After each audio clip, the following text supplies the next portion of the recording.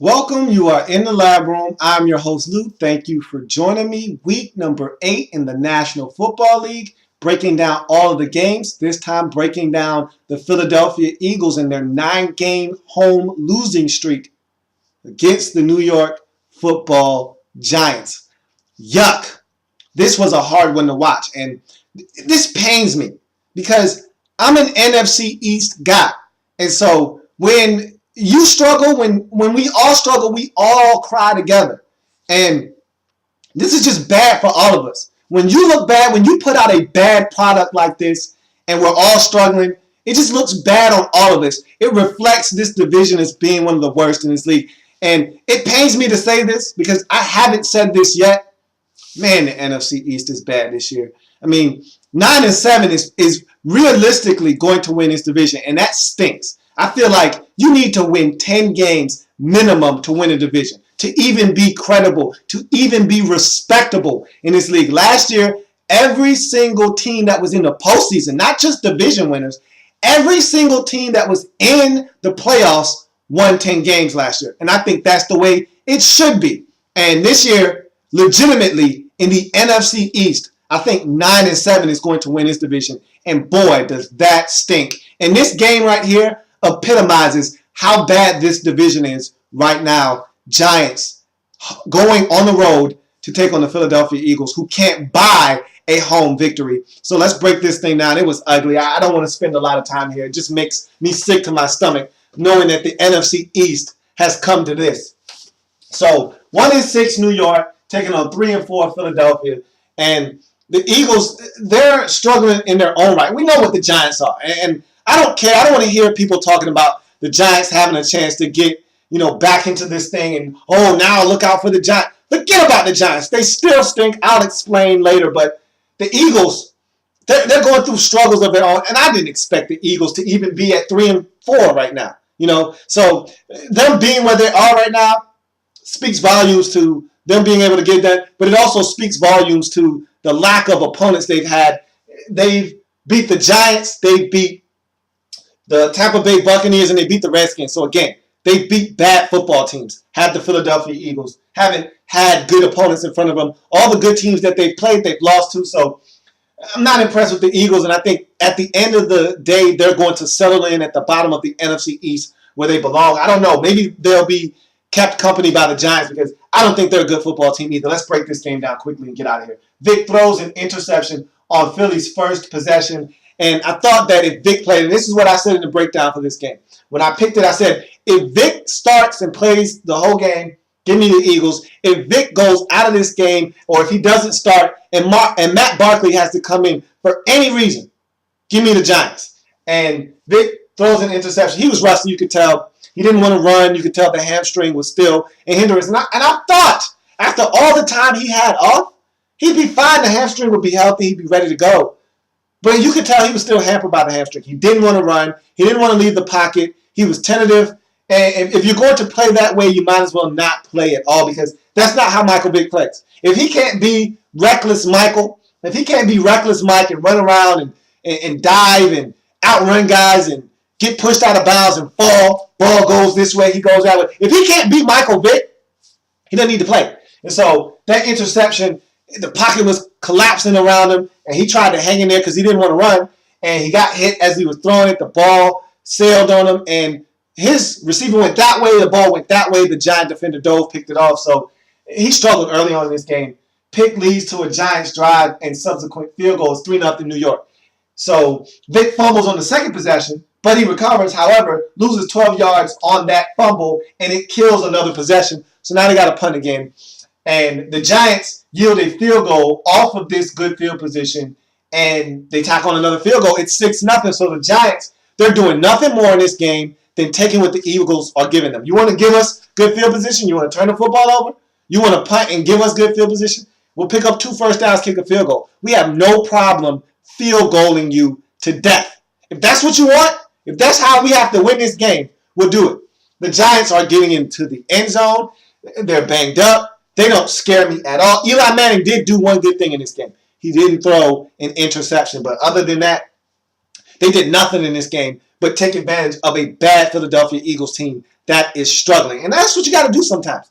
You got to do whatever it is you have to do to get a win, do it.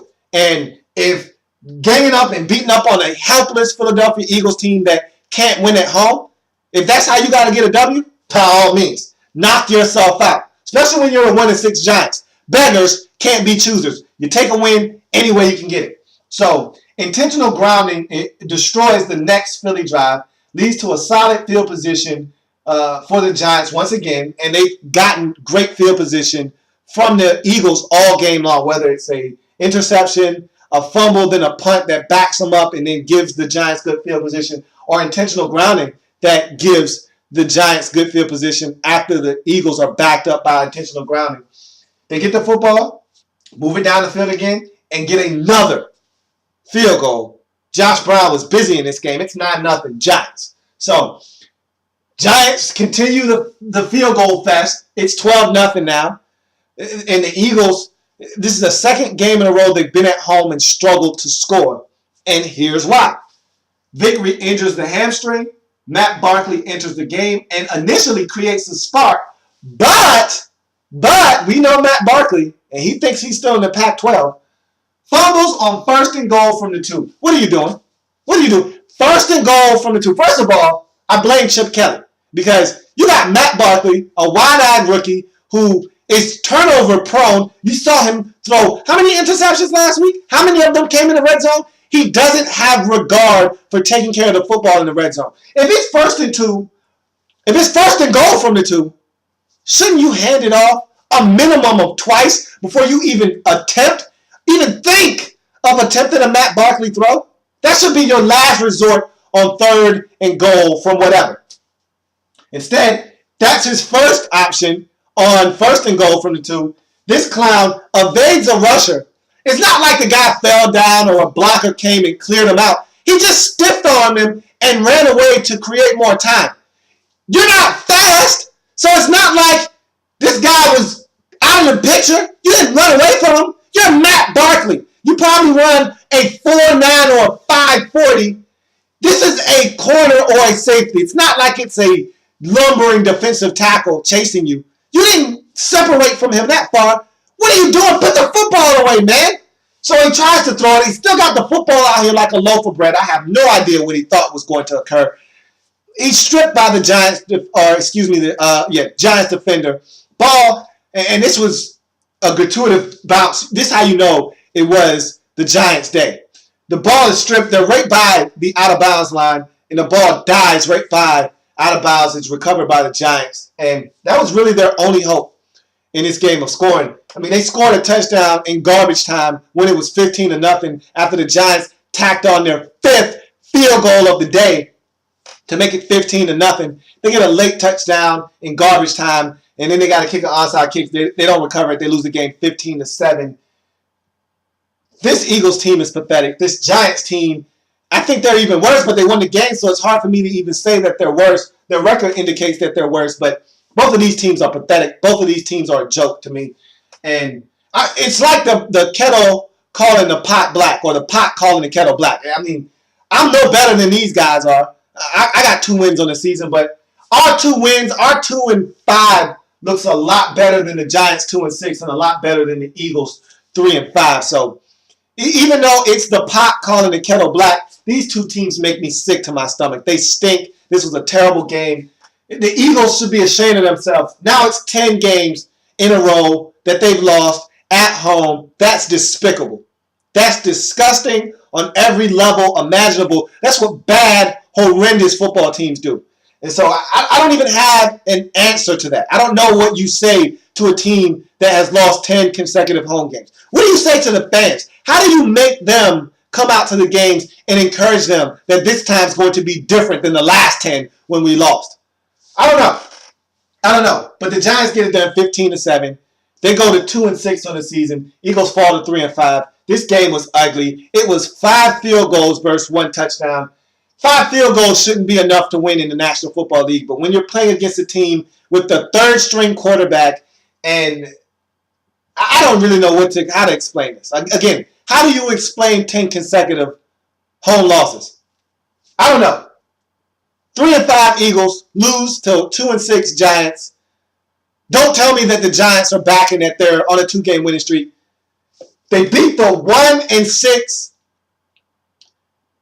Minnesota Vikings in a game where Josh Freeman couldn't hit the backside of a barn, and they beat the 3-5 Philadelphia Eagles with their third string quarterback and a guy that continues to turn over, and oh, by the way, a team that can't win at home. So, perfect storm. If this game was in New York, probably the Eagles win.